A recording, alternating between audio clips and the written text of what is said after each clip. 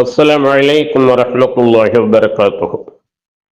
அளவற்ற அருளாளனும் நிகரற்ற அன்புடையனுமாகிய அல்லாஹ்வின் திருப்பெயரால் துவங்குகின்றேன். கற்றுக்கொள்வோம், கடைப்பிடிப்போம். தினம் ஒரு தகவல் எண் 1146. தலைப்பு ஏழைகள் தொடர் 9. அன்பானவர்களே, கண்ணியத்திற்குரியவர்களே, ஏழைகள் பயன்பெற வேண்டும் என்பதற்காக ஏகப்பட்ட சொத்துக்களை தாராளமாக ஏராளமாக அல்லாஹுடைய பாதையில 14 நூற்றாண்டுகளுக்கு முன்னாலேயே வக்ஃப் செய்தார்கள் என்பதை பார்க்கின்றோம். அதிலும் ஒருவரிடம் இருக்கும் சொத்துக்களிலேயே மிகச்சிறந்த சொத்துக்களை அல்லாஹுக்காக, அல்லாஹுடைய திருப்திக்காக, அதே நேரத்தில் பலரும் பலனடைவதற்காக அதை வக்ஃப் செய்திருக்கிறார்கள் என்பதை நாம் பார்க்கிறோம். அப்துல்லாஹ் பின் உமர் அலி அல்லாஹன் அவர்கள், உமர் அலி அல்லாஹனுடைய மகனார் கூறுகிறார்கள், என் தந்தை உமர் அலி அல்லாஹன் அவர்கள் கைபரில் சமஅத் என்னும் ஒரு நிலத்தை பெற்றிருந்தார்கள். அந்த நிலம் தொடர்பாக ஆலோசனை பெறுவதற்காக இறை தூதர் ஸல்லல்லாஹு அலைஹி வஸல்லம் அவர்களிடம் சென்றார்கள். அல்லாஹ்வின் தூதரே, நான் கைபரில் ஒரு நிலத்தை பெற்றுள்ளேன். அதைவிட சிறந்த ஒரு சொத்தை இதுவரை நான் அடைந்ததே இல்லை. ஆகவே அதை நான் என்ன செய்ய வேண்டும் என்று தாங்கள் கட்டளையிடுகிறீர்கள் என்று கேட்டார்கள்.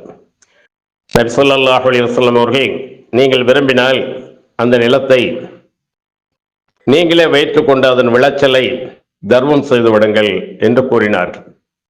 அவ்வாறே உமர் அலி அல்லாஹ் அவர்கள், அந்த நிலம் விற்கப்படக்கூடாது, வாங்கப்படவும் கூடாது, வாரிசுரிமையாக்கப்பட மாட்டாது, அன்பளிப்பாக வழங்கப்படக்கூடாது என்ற நிபந்தனைகளை விதித்து அறக்கொடையாக வக்குப்பாக அதை வழங்கினார்கள். அதன் வருமானத்தை ஏழைகளுக்கும் தம் உறவினர்களுக்கும் அடிமைகளை விடுதலை செய்வதற்கும் அல்லாஹ்வின் பாதையில் அறப்போர் புரிதலுக்கும் வழிப்போக்கர்களுக்கும் விருந்தினர்களுக்கும் உரியதாக்கி தர்மமாக அதை வக்ஃப் செய்தார்கள்.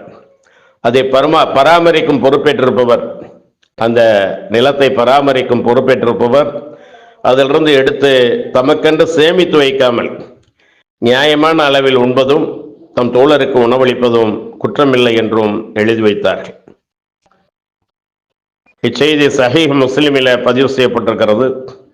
அன்பானவர்களே, கண்ணியத்திற்குரியவர்களே, இவ்வாறு அல்லாஹுக்காக அர்ப்பணித்து அதனுடைய வருமானங்களை ஏழை எளியவர்கள் பயனடைய வேண்டும் என்பதற்காக அந்த காலத்திலேயே வக்குப்புகளை ஏற்படுத்தி வக்குப் சொத்துகள் அந்த 14 நூற்றாண்டுகளுக்கு முன்னாலேயே இருந்து வந்திருக்கிறது என்பதை நாம் பார்க்கின்றோம்.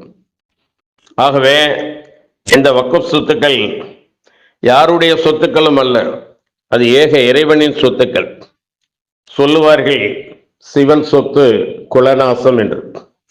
இன்று அது தெரியாமல் அதில் இருட்டோடு இருட்டாக திருட்டு மசோதாவை நிறைவேற்றி அந்த வக்ஃப் சொத்துக்களை கபலீகரம் செய்ய ஆட்சியாளர்கள் எண்ணுகிறார்கள். அது நாட்டுக்கு நல்லதல்ல, நாட்டு மக்களுக்கும் நல்லதல்ல. ஆட்சியாளர்கள் மிகப்பெரிய தண்டனையை அனுபவிக்கக்கூடிய சூழ்நிலைகள் உருவாகும். ஆகவே அதை எப்பொழுதும் போல் ஏழைகளுக்காகவே விட்டு விடுவது நல்லதாகும். அன்பானவர்களே, கண்ணியத்திற்குரியவர்களே, சக்கர் என்ற நரகங்களில் எல்லாம் மிகவும் கடுமையான நரகம். அந்த நரகத்தில் போடப்படுவோர் தாங்கள் சக்கர் நரகத்தில் எதற்காக போடப்பட்டோம் என்பதை வாக்குமூலமாக கொடுப்பார்கள். நாளை ஜட்ஜ்மெண்டுடைய நாளுக்கு பிறகு, தீர்ப்பு நாளுக்கு பிறகு அவர்கள் கொடுக்கக்கூடிய வாக்குமூலத்தை அல்லாஹ் 74வது அத்தியாயம் 40வது வசனத்திலிருந்து 47 வரை உள்ள வசனங்களிலே சொல்லி காட்டுகின்றான். சொர்க்கவாசிகள் நரகவாசிகளை பார்த்து கேட்பதாக இந்த வசனம் வருகிறது. ஃபீ ஜன்னாத்தின் யதஸாஅலூன், அவர்கள் சொர்க்கத்தில் இருப்பார்கள். அனில் முஜ்ரிமீன், அவர்கள் குற்றவாளிகளிடம் கேட்பார்கள், மா ஸலகக்கும் ஃபீ ஸக்கர், உங்களை சக்கர் நரகத்திற்கு கொண்டு வந்தது எது? அதற்கு அவர்கள், அந்த நெருப்புவாசிகள் சொல்லுவார்கள், காலு லம் நக்கு மினல் முஸல்லீன்,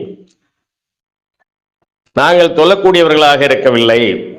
வலம் நகு நுதைமுல் மிஸ்கீன், அன்றையும் ஏழைகளுக்கு நாங்கள் உணவும் அளிக்கவில்லை. ஏழைகளுக்கு உணவளிக்காததற்காகவே அவர்களுக்கு மறுமையிலே கடுமையான சக்கர் நெருப்பின் வேதனை இருக்கிறது என்பதை இதிலிருந்து நாம் தெரிந்து கொள்ளலாம். வக்குன்னா நஹூது மஅல் காயிதீன், வீணானவற்றில் மூழ்கி கிடந்தோரோடு நாங்களும் மூழ்கி கிடந்தோம். வக்குன்னா நுகதிபு பியௌமித்தீன், இந்த நியாய தீர்ப்பு நாளை நாங்கள் பொய்யாக்கி கொண்டிருந்தோம். ஹத்தா அத்தானல் யகீன், உறுதியான மரணம் எங்களிடம் வரும் வரையில் இவ்வாறாக இருந்தோம் என்று அந்த நெருப்புக்கு சென்றவர்கள் சொர்க்கவாசிகளிடம் வாக்குமூலம் கொடுப்பார்கள் என்பதை இந்த வசனங்களின் மூலமாக வல்ல இறைவன் எடுத்து காட்டுகின்றான்.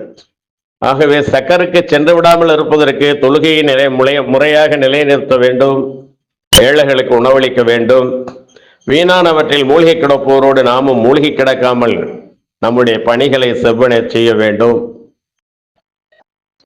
மரணத்திற்கு பிறகு வாழ்க்கை இருக்கிறது, மறுமை இருக்கிறது என்பதை உறுதியாக நம்ப வேண்டும். இந்த நம்பிக்கையின் அடிப்படையில் நாம் செயல்படும் போது நிச்சயமாக அந்த சொர்க்கம் நமக்கு கிடைக்கும். இந்த சக்கரை என்ற நரகத்திலிருந்தும் நாம் பாதுகாக்கப்படுவோம். சொர்க்கவாசிகள் நரகவாசிகளை குறித்து விசாரிப்பதும், நரகவாசிகள் சொர்க்கவாசிகளை அழைத்து அந்த சொர்க்க உணவுகளிலே குடிப்புகளிலே கேட்பதும் திருமறை குர்ஆனிலே இடம்பெற்றிருக்கிறது. இன்னும் வரும் இன்ஷா அல்லாஹ். وآخر دعوانا الحمد لله رب العالمين. السلام عليكم ورحمة الله وبركاته.